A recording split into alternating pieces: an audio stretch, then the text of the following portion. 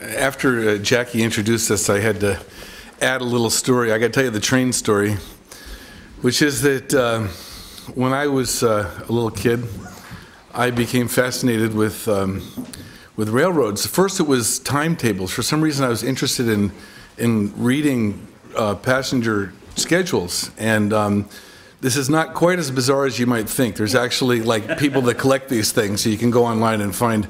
You can go on eBay and people are selling and trading these things all the time. And it expanded to, I got a little older, I was collecting conductor uniforms and lanterns and switch keys, and I memorized all the train schedules going all over North America because I wanted to go to all these places and ride all these trains. And then when I got into my teenage years, I was traveling around the country and I couldn't afford to ride all the trains, so I started riding freight trains and going through lots of great places and meeting lots of neat people. Got to know all the routes. And then I ended up out here in Seattle and got involved with Ground Zero. And one day the Jim Douglas over here got word that they were shipping nuclear bombs from Texas up here to Bangor. And someone said, can you figure out where the bombs, the routes that the trains came? He said, well, I know a railroad buff. So he called me up and said, can you help us figure out the routes that these trains might be oh, I got to back up a little bit. When I was in junior high, I went to a private school.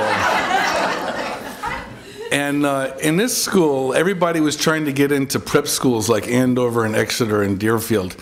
And we had a carpool. And one day I got in the carpool and I proudly announced that I knew the order of train stations going all the way from New York to New Haven. And Mrs. Selvage, who was driving the carpool that day, said, you know, if you put all that energy that you used in memorizing train stations into doing your schoolwork, you might get into Andover, right? So years later, Jim called me up and said, can you tell me which way the trains are going from Texas up to Bangor? And here's a little secret I've never told Jim before, okay? They've got these things out here in the West. They're called mountains, right? They kind of limit where they can put train routes, all right? So there's not too many of them, all right? But somehow I convinced Jim that I had all this valuable information that nobody else had. And I said, yeah, try it this way. You know, I said, it's most likely to go on this route. There's another couple of routes. And so the train went into the base. That's when Jim called me and said, can you figure out how it got here from Texas? And so I said, yeah, this is how I think it got here. The train left the base. Of course, by that time, Jim had called everybody along all the routes that I had suggested and had train watchers out all over the place. And sure enough, with the exception of the last 400 miles, it took exactly the route that I said it was going to take. And then the next time they sent a train up here, a full train, you know the story, or most of you know the story. That for those of you that don't, it made national news. There was people meeting that train every town between Amarillo, Texas, and here. And no one could figure out how these peace activists knew where the train was going. And there's just something in me, I don't know why, I just resisted the temptation to call Mrs. Selvage.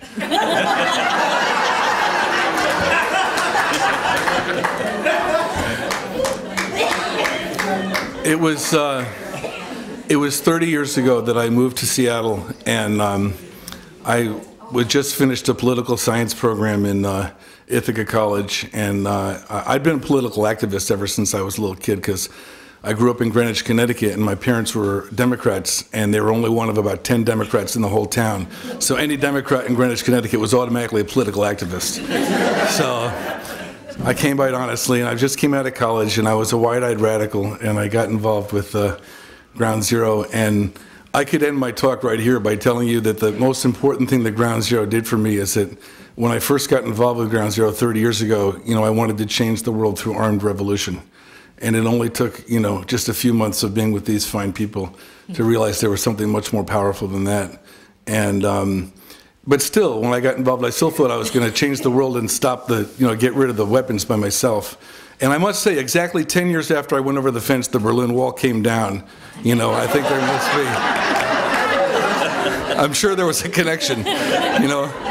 I unplugged my phone that night because I thought Walter Cronkite was going to call me for an interview. But if you can imagine my surprise the next day when I heard Reagan and Weinberger on the TV saying it was because of the Amex missile. But it taught me something, you know.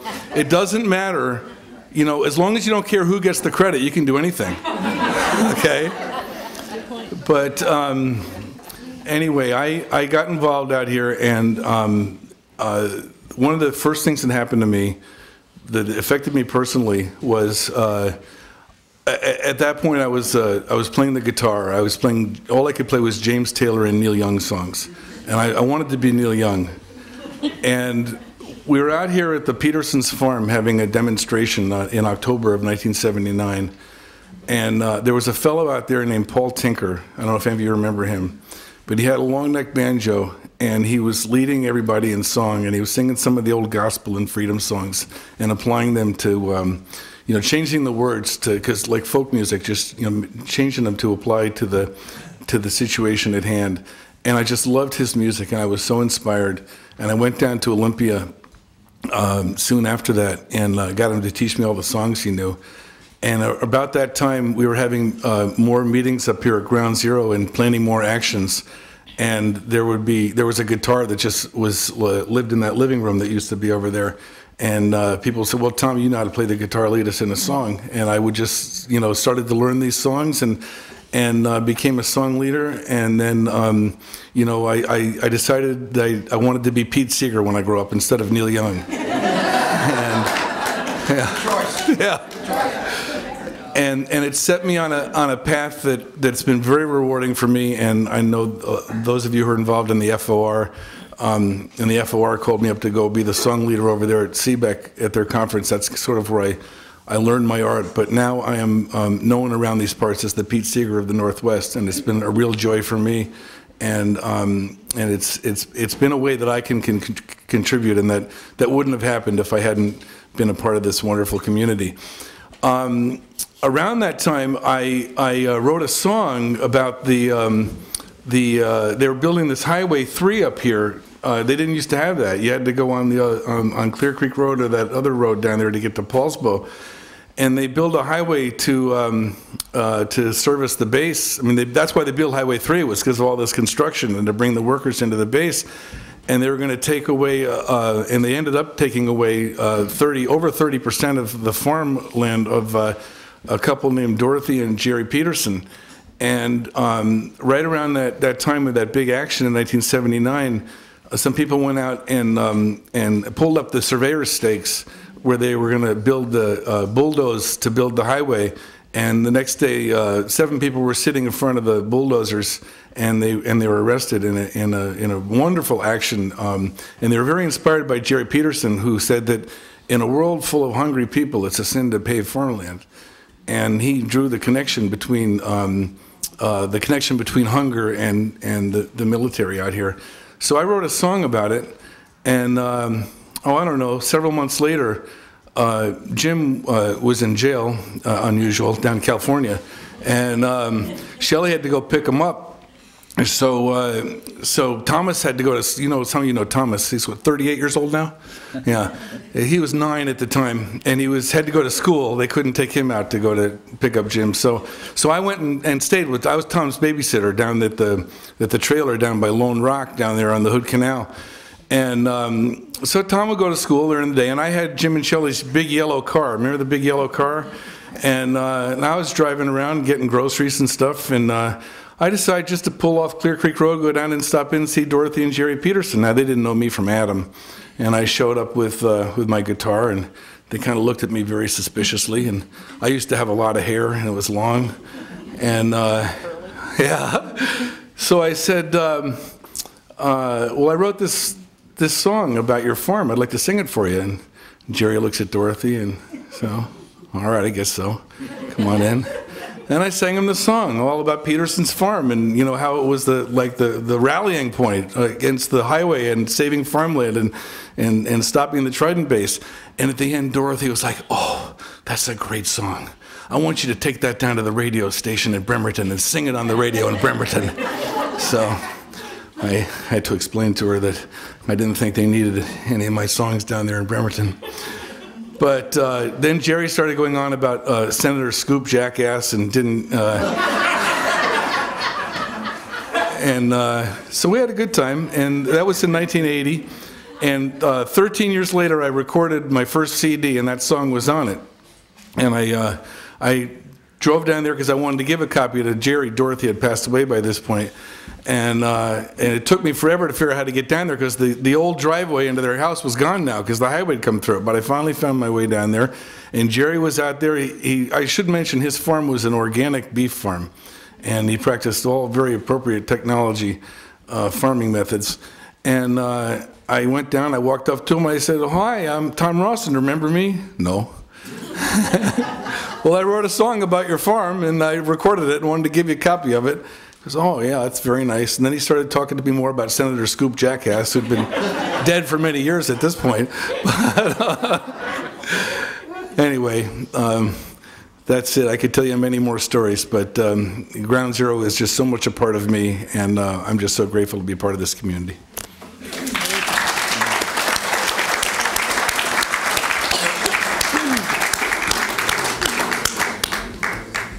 Well, I'm Shelly, and Jim and I were part of the original Ground Zero Collective, which was 9 of us who had the idea and scrounged around for the land and raised the money and bought the land here. And actually, I'm going to try and jam 3 stories in. I'm sorry, Jackie. One of them I thought of just now because of Judge Weinberg, or Magistrate Weinberg, because when he sent us to jail that particular time that Jim was talking about, we had 3 children we have 7 children altogether, but we had 3 of them with us at the time. Thomas, who was about 4, or no, there were more of them. There were 4 or 5 of them with us at the time.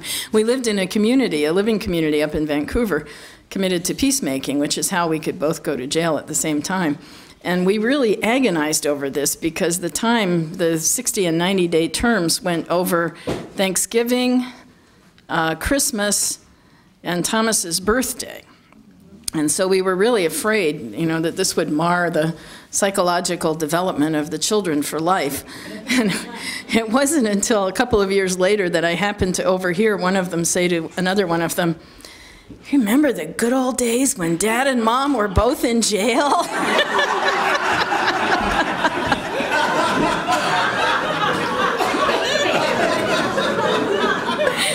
Because in our commitment to simple living, we had simple Christmases and simple birthdays. And all the church people in Vancouver, BC felt so sorry for these poor, deserted children that they went to the ice capades and they went to Disney on Ice. And they got all kinds of presents that they knew they never would have had if Dad and Mom had not been in jail. So there are compensations. Well, the thing that I really was planning to share is that I think Ground Zero, there are a lot of reasons why Ground Zero is important, and the old PLC, which became Ground Zero or grew into it. The time when we began all this was a time when things had been really polarized between military and civilian. You still hear people talking about coming back from Vietnam and being spat upon and called names, and there was really a big sense of enmity. And that, to some extent, was furthered in the early Trident campaign because most of us, except for Mary Gleistein, I don't think anybody in the early campaign lived over here. We would come in from Vancouver and Seattle and all these other places, and we would march up and down the street and carry signs saying we wanted to stop Trident. And it never really occurred to us that we were talking about putting people out of work, and that people would take that as a personal attack. So founding Ground Zero and coming here and becoming part of the community to us was kind of a step in an experiment in learning to be nonviolent and to love those whom we kind of saw as enemies and who saw us as enemies. At that point, it wasn't the Russians. It was, Navy versus peaceniks kind of thing. And it did occasionally get kind of violent, too. So when we came here, we weren't sure what to expect, and we decided Jim and I moved down with our youngest son, Tom, who was then about to go into 2nd grade. And we decided that we needed to get to know the people without being out on the protest line. So we would ask the people we already knew to host coffee parties. And we would go to these coffee parties, and we would tell the folks there what we were doing and why we were here and what our concerns were about Trident. And we did this, I don't know, for a year or more. And one meeting we had several meetings at Doreen Valverde's home, if anybody remembers her, down in Paulsbo. And at one of the first meetings we had, there was a man there who was very hostile and not at all open to what we had to say, and he kept, objecting and making comments and all. And eventually his beeper went off and he had to leave, and then we found out that he worked on missiles on the base, and that's why he was so hostile, and they had called him in for some kind of emergency. And his name was Darrell Thompson. And that it made an impression because of his attitude. And a couple of years went by, and we didn't really hear much about Darrell Thompson. And then Doreen told us that he had been speaking to one of the confirmation classes at the Catholic Church there. They had had a series, for confirmation. You're supposed to make an adult commitment to the faith. And they had had somebody come in and talk about Christian peacemaking, and then Darrell was talking about Christian just war, how I can be in the military kind of perspective. And in the process of doing this, one of the students raised their hand and asked him, well, what would you do if you were at sea and the order came to fire the missile? He was one of the people who had to turn a key to fire the missile. And Doreen said, she had heard this from somebody else, she said that Darrell was quiet for a long time. And then he said, well, I would do it, and then I would probably go crazy. And then we didn't hear anything more for a long time. And then we got a phone call at the trailer where we used to live, and it was Darrell. And he said, I want to ask you all to pray for me because I'm resigning my work, my job. And we found out later that what was behind that was that Darrell is a Eucharistic minister in the Catholic Church, which means that's somebody who goes around and gives communion to people who can't make it to Mass. And he was going out on the Trident sub, and when he was out at sea on the sub, it was his job to give communion to the other sailors. And he went to get the host, the communion, out of the safe one day and realized it was in the same safe as the key. And that was like, choose life, choose death. And he quit. Hey, Darrell.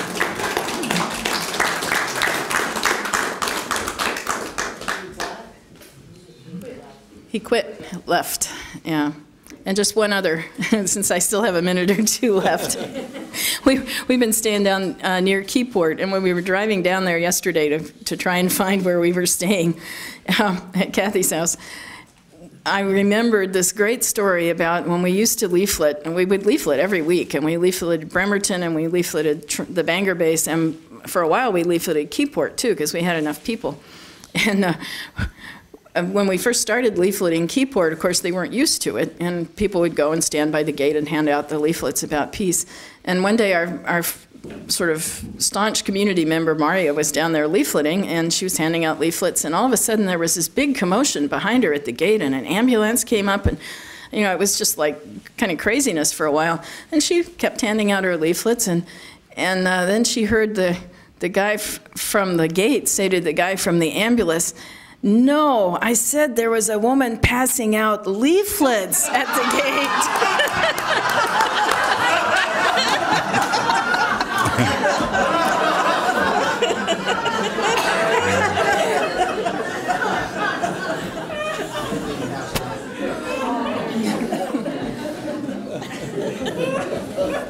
Sometimes resistance is more effective when you don't know how it's working.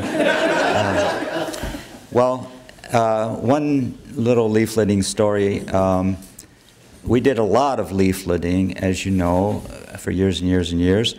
And the leafleting was the other half of the nonviolence in Ground Zero Center for Nonviolent Action. There was the resistance, the non-cooperation, the boats in front of the Trident subs, the sitting in front of the trains, going over the fence.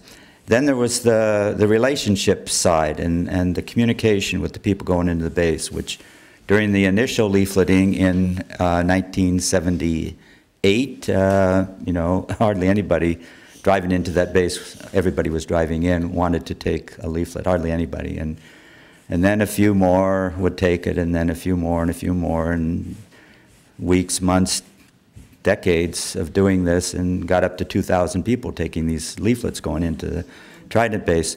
Well, on one occasion, this was 1981, I was leafleting at the old main gate, a kind of funky little gate down the road here.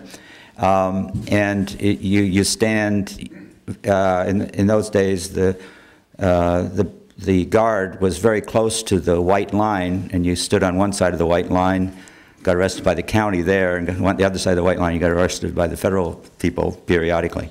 But on this particular occasion, we were leafleting without being disturbed, and there was a line of traffic, and a car stopped in front of me, and there was a man there who had a very urgent look on his face, and he took a leaflet, and he said, I want to talk with you. I want to talk with you.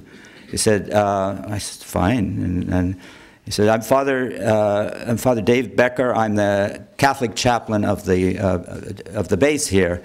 And I really want to talk with you about all these questions. Well, the traffic was piling up behind us. The guard was waiting to get his identification. And I said, well, this isn't a good time to talk. And I said, would you like to come to dinner? And he said, yes, yes. And so I just very quickly told him how to get there. And so he came to dinner. By that time, we were living in the tracks house right over the tracks going into the base. And Dave Becker came over for dinner with Shelly and Tom and me one night. And he knocked on the door, and we welcomed him and everything. And he was very tense, and I have to give a little background. I forgot, just like you, Tom. I forgot, and not going back to high school, not back to junior high, though. But the background to this is that a month or so before that, Archbishop Raymond Hunhausen had given a talk which electrified the media, in which he said, on number one, he was considering resisting, non-cooperating with his income tax because of nuclear weapons development, stop paying taxes, which he eventually did. And secondly, he said, and I want to mention that Trident is the Auschwitz of Puget Sound, and that attracted a lot of attention. That was the background to this little episode that I'm describing. Because Archbishop Hunhausen had sent copies of his speech to every priest in the Archdiocese of Seattle, so that they would know exactly where he stood on this issue of nuclear weapons and of conscientious resistance to it. So David Becker had received one of those speeches. So he in the Trident base, as the Catholic chaplain to the people on the base who went to his masses and so forth. So Dave Becker came in, and he very quickly sat down, and he looked at Shelly, and he looked at me, and we're waiting because he obviously wanted to say something, and he said, I want to understand what it means to be the chaplain of the Auschwitz of Puget Sound. So, well, he obviously had already had some questions. So we had, of course, a very, well, inspiring for us discussion with him, because he was exploring all of these things that any person in his position should be exploring, but he was doing it. He was doing it. And Dave Becker then began coming here to Ground Zero, to the Wednesday night sessions we would have, which you and many others remember well. And he would talk with everybody and keep exploring these questions. And he began telling us, as he came to our Ground Zero meetings, how he was proceeding in his responsibilities as chaplain of the Auschwitz of Puget Sound. He would preach the gospel, the nonviolence and the resistance he felt was appropriate in terms of the Trident system. He would do that. on Sunday at Mass. And then, of course, everybody would be in an uproar. And then the following week, he'd give a very pastoral, loving homily that didn't touch on that. And then the next week, he'd be back to Trident. So he sort of did this alternately, week after week.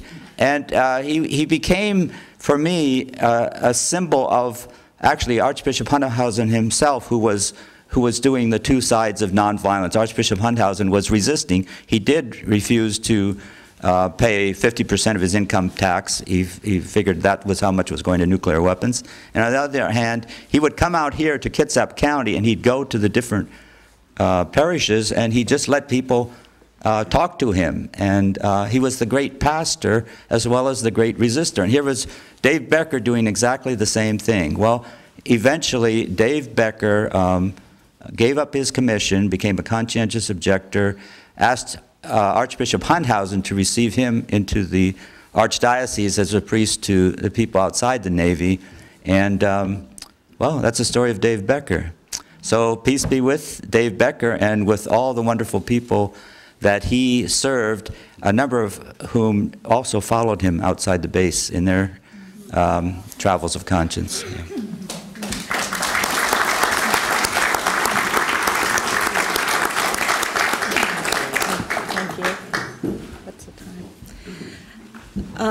My name is Lynn Greenwald. I know many of you, but many of you are new faces here, so I'm really thrilled to see everyone.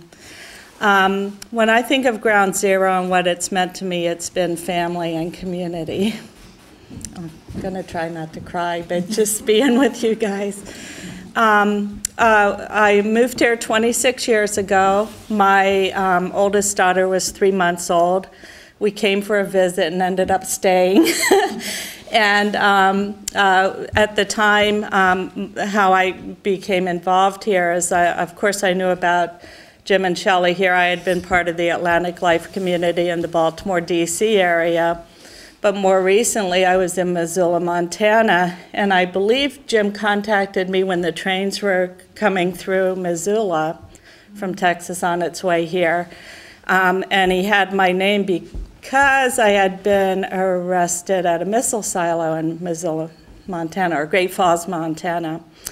And I had just gotten out of jail and had this call from Jim saying these trains are going through your backyard. Well, he didn't know it was my backyard, but it was. I worked in a shelter, Poverello Center. I managed a shelter there. And it was on the railroad tracks. It had been a boarding house for several years. And it was a shelter, soup kitchen, third order Franciscan place. And I was pregnant at the time, and I thought, this is awful. And actually, at the time, before we started tracking the train so well, the trains parked in Missoula, Montana, and spent the night there. And so we made a huge banner that said, "Silence is betrayal, the nuclear train passes through this valley." And went out there in the afternoons with the folks who ate in the soup kitchen, the most devout peace people I've ever known. And we vigiled on the tracks. And then did that for a while, continued the soup kitchen, and came up here. It was the end of August in '83. And I only know that because of my daughter's birthday. But anyway, we stayed in the house that was over here for about 6 weeks. At that time, the scaffolding was still up for the Peace Pagoda that was denied being built here. And just knew that community is what I wanted. We moved to what was called the Projects at the time in Paulsbo. My 2 children are here, Alyssa and Noah, who were born there in the house there with Ground Zero community supporting. And we had kind of an informal Catholic worker called Emmanuel House that Shelly helped be part of, and opened our doors to neighbors in the projects and things like that. And in between, we had our weekly meetings. at Ground Zero. We had our Wednesday night gatherings here open to the community. And went on. A lot of people here in this room mean a lot to me because when we prepared to sit on the tracks in front of the white train, I think it was still white then, it may have been painted, but we knew it was a white train. And I especially think of Glenn, who's standing here, because we both had young children, or a young child, and have children after that time, but we had pictures of our children with us on the tracks. And since that time, I ended up being a single parent, raising 3 kids, working in the community. But the heart of Ground Zero, the meaning that I got, was living and working in the military community, being neighbors, and breaking down those barriers between us that Jim and Shelly both mentioned. And I've had a great year. I've worked as a public health nurse, social worker, school nurse. And when the war in Iraq started, I just couldn't not be involved again. And my children started coming with me here again and getting arrested and things like that. Came close to losing my job. It was a real interesting thing, and I know Mac here knows what it's like to live and work in Kitsap County and then have your name in the paper for being arrested. But it's also been a real good source of conversations for people. And so, you know, some people want to brush it off as all you hippies, and if you know me, I'm not a hippie, but you know, it's like rather than looking at the passion of needing to stop nuclear weapons. So anyway, I think that's my involvement with Ground Zero, and the folks here that are here today, Ann and Dave and Jackie and Sue, and folks who have just carried on the torch. One of the best things about community is that you come and go when you can, and it just says a lot to the fact that what started 30-some years ago, 32 years ago or so, continues, and it continues because people step in and do what they can when it's necessary. Thanks.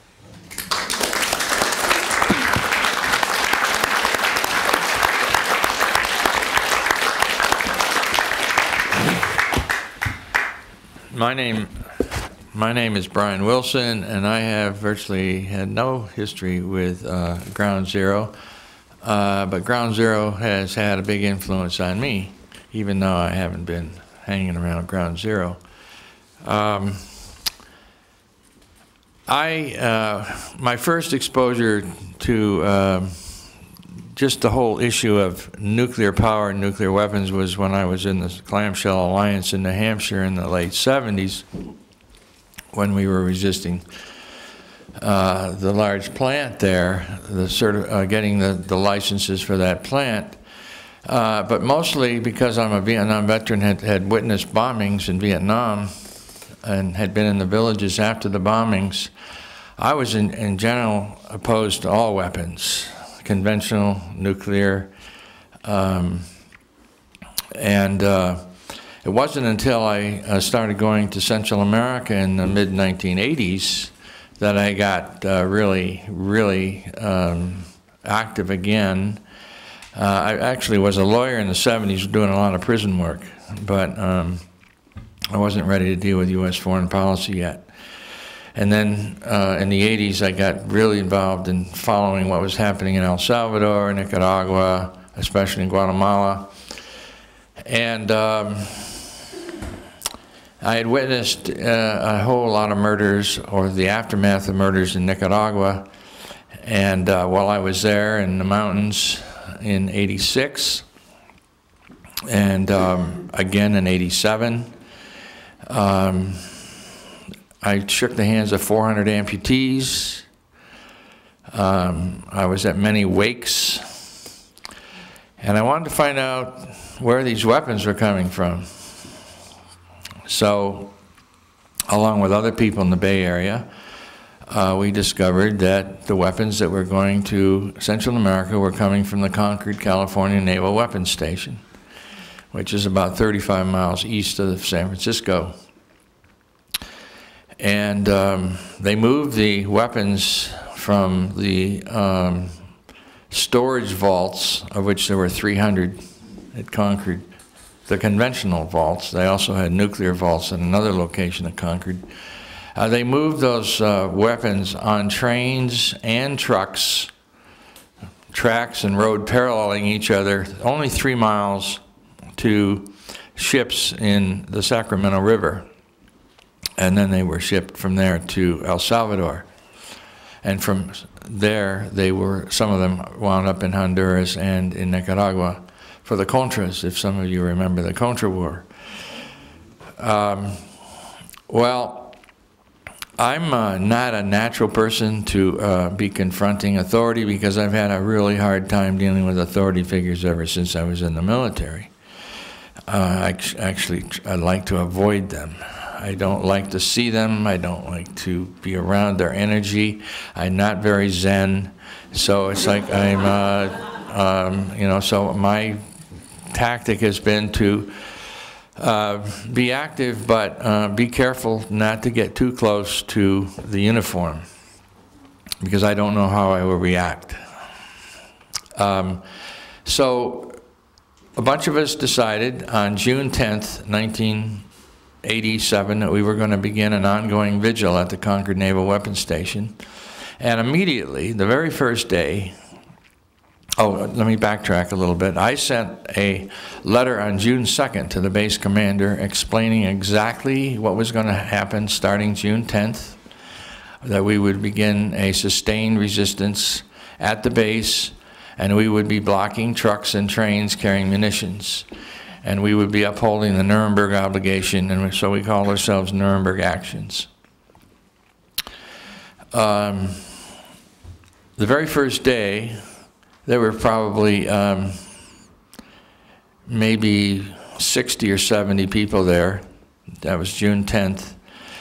And immediately 6 or 7 people started blocking the trucks and trains. I was shocked because for me, I have to prepare myself for a while. I'm just not the natural kind to do that. But I was impressed that these people were right away blocking the trucks, which ran on a road parallel to the tracks, literally 20 feet apart. And they were all arrested. And so we had a jail support committee. And I was thinking, I don't know whether these people have studied the history of train blockades, because I knew that sooner or later I was going to be blocking the trains.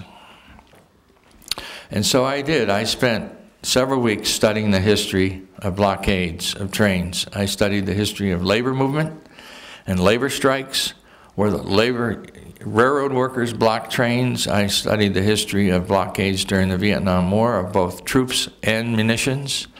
At several locations on the West Coast, I studied the history of Rocky Flats in Colorado. And of course, I studied the history of Ground Zero and the White Train, and had noticed in my studies that nobody had ever been run over. So I thought, well, certainly this is not a dangerous thing to be doing, especially since we're doing it all in the open. This train only runs on 3 miles of track. It has a 5-mile-an-hour speed limit. It always has 2 spotters standing on the front of the locomotive whose job it is to see that the tracks are always clear. There were 350 armed Marines always within a half a mile of the train. And of course, their rules and protocol were that they were to stop for any impediment that was on the track and have the Marines or the local police remove the people and continue the train. So I decided, as I was watching all these people get arrested, that I would begin blocking the trains on September 1st, 1987. That was the 1-year anniversary of a Veterans Fast for Life I had participated in Washington, D.C. on the steps of the Capitol a year before. a 47-day water-only fast with 3 other veterans to oppose Reagan's policies in El Salvador and Nicaragua. So this was exactly 1 year later. And so I sent another letter to the commander explaining exactly what I and 2 others were going to do starting September 1st. We were going to do a 40-day water-only fast on the tracks. If we weren't on the tracks and we were in jail, we obviously couldn't be blocking the trains, but if we were released from jail, we would be immediately back on the tracks in that 40-day period. It was from September 1st to October 9th, I think, was the period. And so on September 1st, the 3 of us took our position on the tracks. And incidentally, in the military, I had been an installation security officer. So I had been through all kinds of trainings about how you run and operate military bases from a security point of view, running munitions, storing munitions, moving munitions. So it really, in my mind, was not an issue of any danger of doing what we were doing, just maybe some discomfort. Embarrassing to my family, perhaps, but not anything dangerous. So what happened, as some of you may know, we took our position at about 10 of 12 on September 1st when the first train was coming. And we'd actually had a little press conference there at around 10:30, and then a little kind of reflective service around 11. And we're waiting for the first train. And we saw the train coming, as it always did, on a regular basis, with its light on and its 5-mile-an-hour speed, which was the legal speed limit of the train. And the next thing I know, I'm in the hospital. I actually don't have any memory of what happened. But what did happen was the train accelerated to 17 miles an hour. And there was 40 of my friends were there, so there were plenty of witnesses, 12 of whom were Vietnam veteran friends. My wife and my stepson. And the train accelerated. The FBI investigation of the one video footage that was available. The one video footage was my friend taking video footage of my arrest, hoping if there was any police abuse, we would have a record of it as we were being dragged off the tracks. Said that the train was accelerating to 16 to 17 miles an hour at the point of impact and kept accelerating and kept on going until it was surrounded by Marines about 300 feet further down the tracks. Now, when I was in the hospital and people were trying to explain to me what happened, I couldn't believe it. I really couldn't believe it. I didn't remember it. And I was certainly covered from head to foot with bandages, and I didn't really know what had happened to me.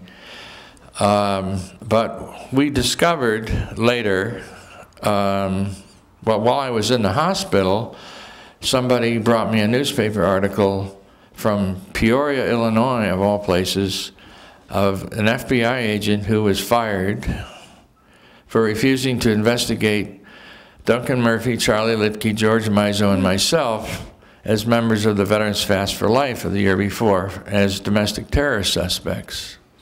I thought, wow, domestic terror suspect, that is really bizarre. To a naive person like me. I mean, you know, it's like, you just, of course, not so unusual, but I mean, at the time, I was still like, this couldn't possibly happen. And then after that, we discovered that the train crew was ordered to run the train over us because they said we were going to hijack it. And so that was kind of a startling thing, because I had studied Ground Zero and Blocking the White Train and Rocky Flats and all these other places, and The trains just don't do that.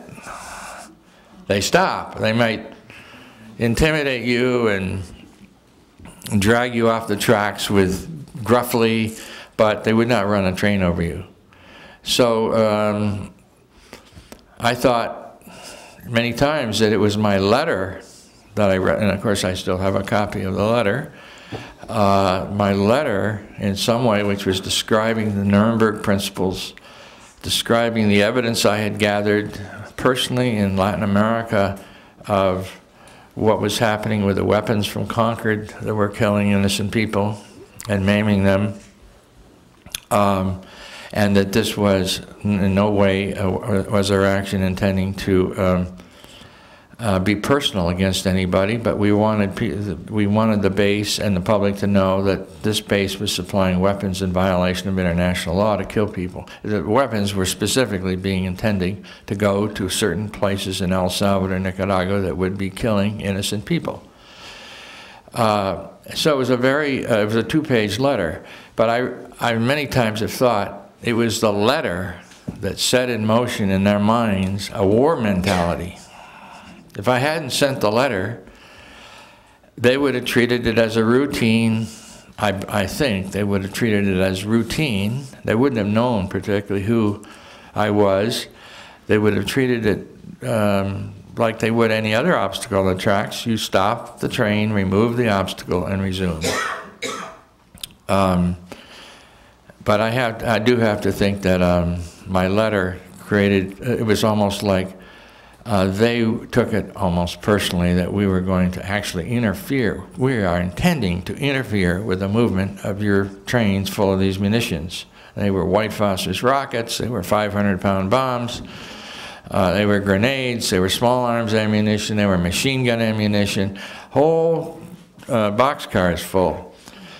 So it's just an interesting thought that if I hadn't sent the letter, probably would have been treated routinely with an arrest because they had always arrested people and had never run over them. So I'm sorry to say that what happened to Concord wasn't following what I thought was going to happen from all my research about train blockades, but nonetheless, it of course opened up a whole other life. As the journey of life is unpredictable and one never knows from one crisis to another where the opportunities lie for a whole nother level of understanding and awareness. And so I want to thank Ground Zero for all of your work and all your inspiration. And by the way, after I was hit, every train was blocked for 7 years, day and night. There was always a group of people at the site that blocked every train. There were 2,300 arrests. People spent as long as 6 months in jail, but every train was blocked for 7 years, which obviously is not likely to have happened if they hadn't run over me. So, and now the base is closed. Of course, they close one base and they open something else, so it's not that big of a deal, except that it does show that they are kind of terrified at people power.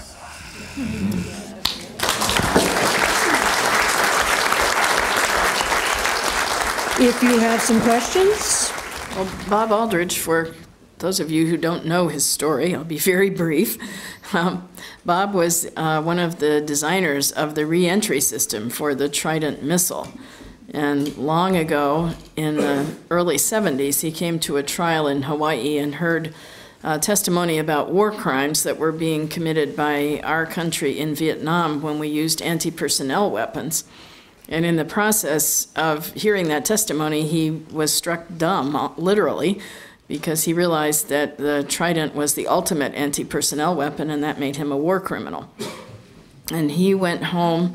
He and Janet had 8 or 9 children at the time, and the whole family went on retreat over Christmas that year and decided that he should quit his job. Janet went back to work. They took a huge cut, talk about simple living, huge cut in their standard of living so that they could, as a family, disengage from the war machine. And Bob began a new career as an analyst of the arms race for the peace movement, which he continues. He has a book that came out not long ago analyzing 9/11 and the whole terrorism, war on terrorism stuff from the perspective of a critical peace movement observer. So he's alive and well.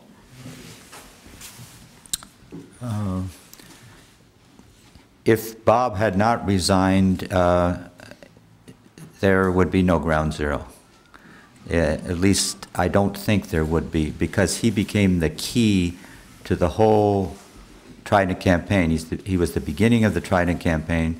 So the meaning of the Trident Campaign and in a sense of Ground Zero came from the fact that the Trident Campaign began not in the peace movement, did not begin in the peace movement.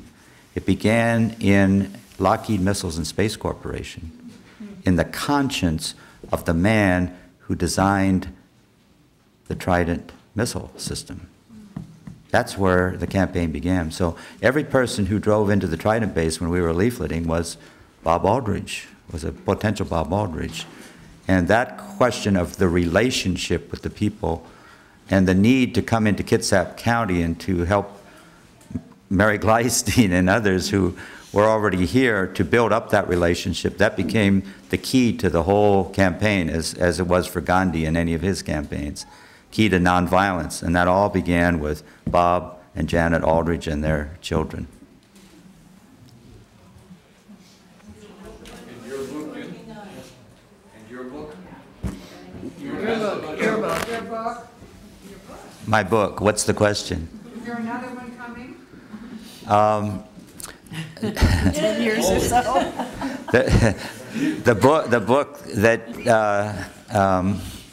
our friends are referring to is about John Kennedy, JFK and the unspeakable, why he died, and why it matters. And I was thinking about John Kennedy when you were speaking, Brian, because you said if you hadn't written that letter, you don't think that they would have run you down.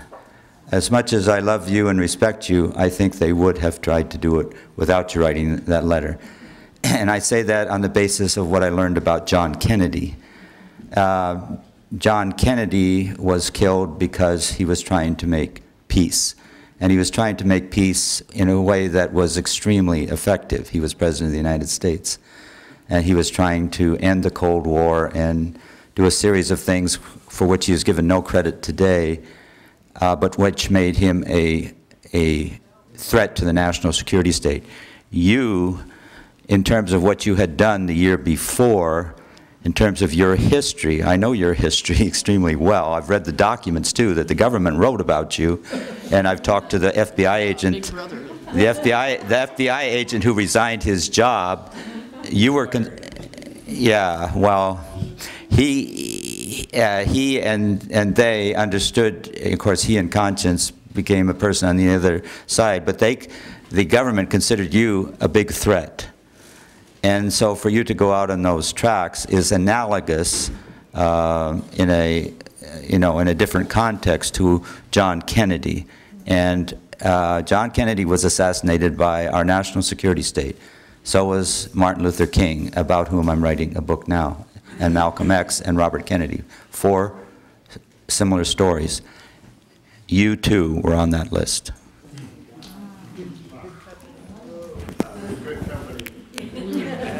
I might remind people, you said that the trains didn't stop, that up here, the first trains that came through didn't stop. 1983, talking about the trains that didn't stop. In here, Kim was pulled off one of the first trains, pulled off the tracks, but the train did not stop. 1984, that was a big kind of fiasco, if you remember. And the train kept going in spite of people running along the side of the train and trying to get in front of the train. Only in February 1985, when I and Linda and some others stood in front of the train as part of a bargain that we made. We said, we want to sit on the tracks and we want the train to stop, and then you can take us off. So the train did stop in February 1985.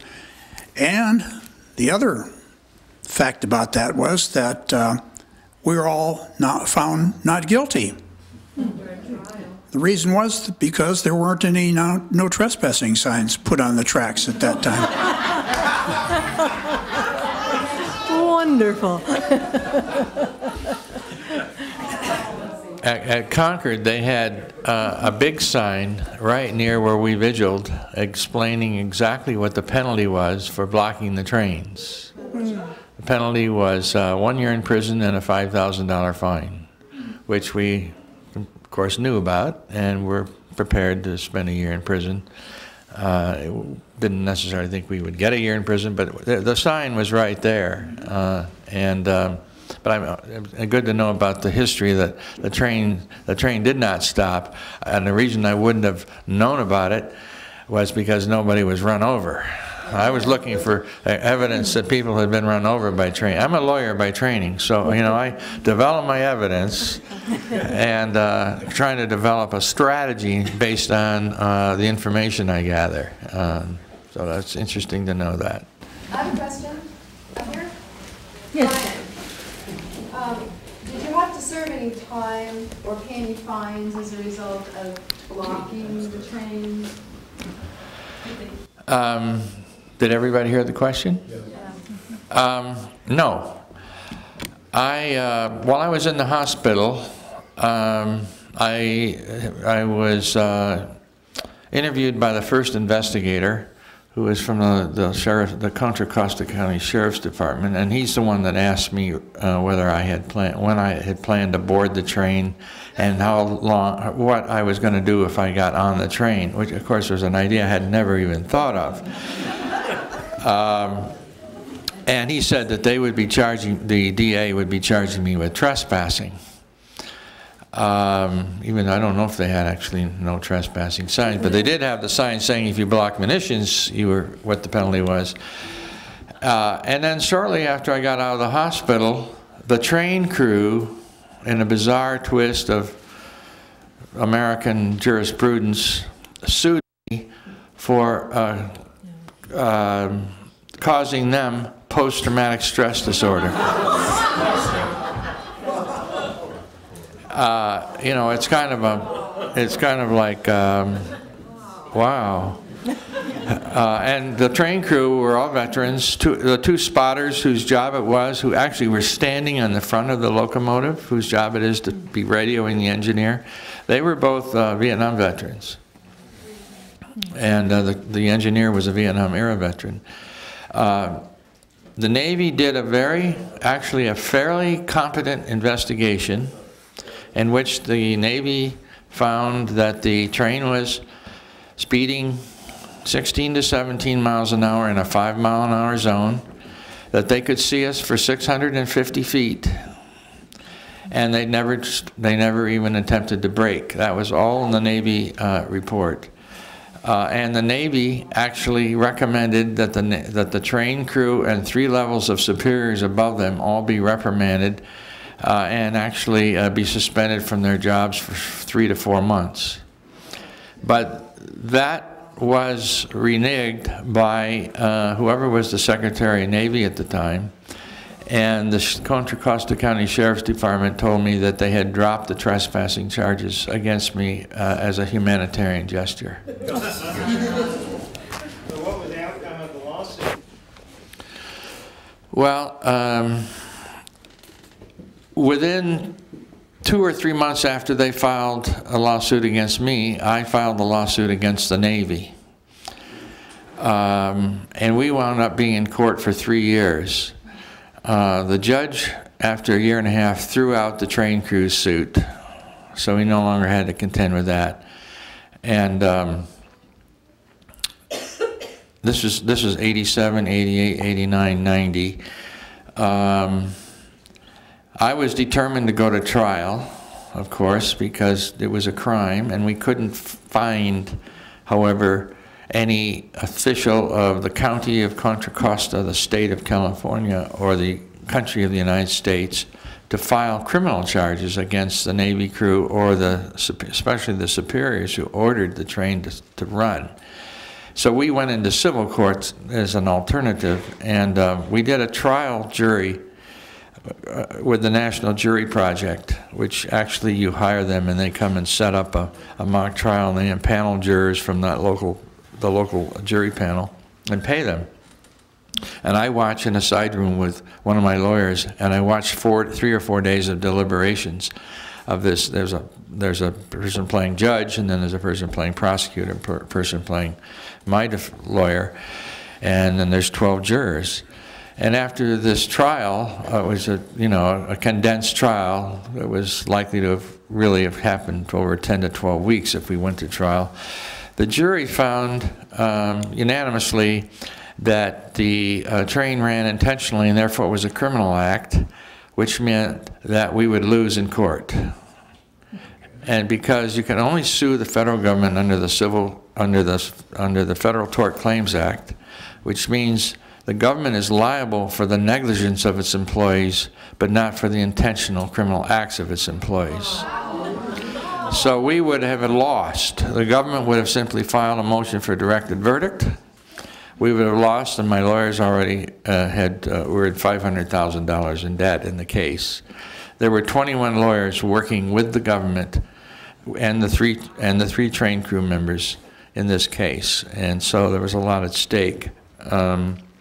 We wound up, after I was depressed for a month after looking at this trial jury experiment, realizing that we had such a strong case that we were going to lose. And it wasn't so mad losing because it would have been a moral victory, but my lawyers would have gone bankrupt, and my lawyers were fantastic. They had really, I had been with them for 3 years. They did nothing but my case for 3 years. And it was like, well, what are we going to do? And so we wound up settling for $920,000. And the lawyers got half of it. So, it's just the way it goes when you're living in an empire, and the emperor runs the president. The imperial structure includes the judiciary, and you have to be a guerrilla and navigate your way through it. Kathy has Brian, what happened to your companions that were on the train? Excellent question. What happened to my companions? There were 2 other veterans with me. One of whom was one of the veterans that was in the 47-day fast for life the year before.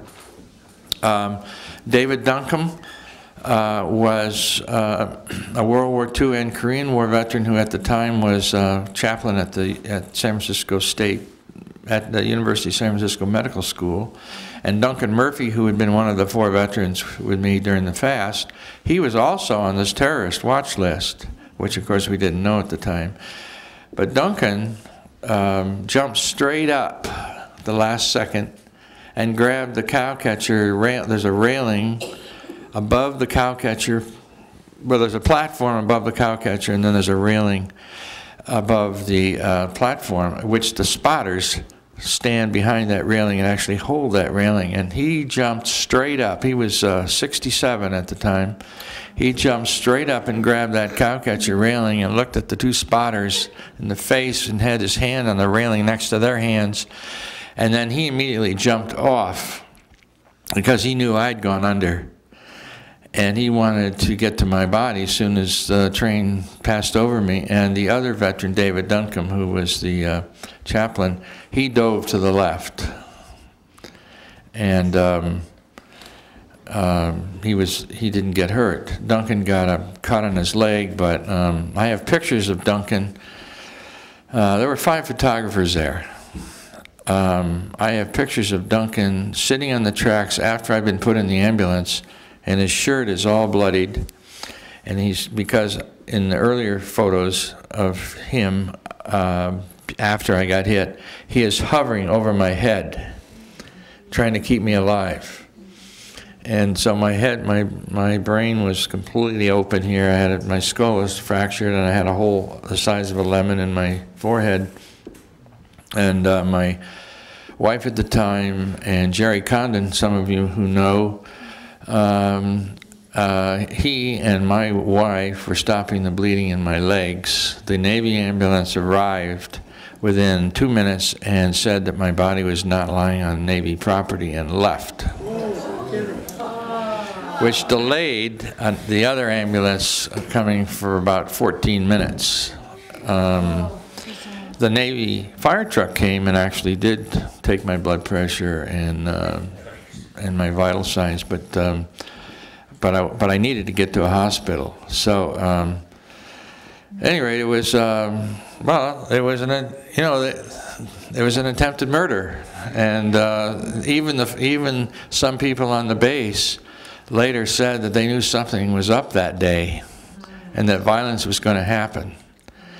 And the Navy Fire Department chief had positioned his fire trucks because he felt like there was a mood on the base that was designed to hurt us. And so there was one reason the fire truck actually did come with the fire truck EMT crew that at least rendered some assistance. But Duncan is now 89 years old, and he's still an activist, and David Duncombe is 80 or 81, living in White Salmon, Washington, St. White Salmon, and he's still very active.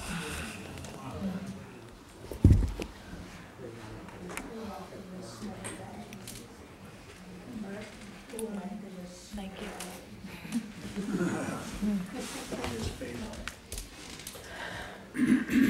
I think we have many. Yes. Sorry, I'm sorry. 4 days after I got hit, while I was in the hospital, 9,000 people showed up at the tracks and ripped up the tracks. And they stacked them up. They stacked the railroad ties up and the metal tracks up, and made a big piece of sculpture out of it. Jesse Jackson came, and lots of musicians. I have a picture on my living room wall of the tracks being ripped up, and one of the guys who was in the picture gave me the picture. He's got a bandana on his face and a baseball hat on, and but it was a totally spontaneous action. It was planned with about 24 hours notice. Of course, the people were enraged. So it didn't take long to get 9,000 people to show up. And I'd love to see those pictures of the tracks piled up. What a wonderful way to conclude that action.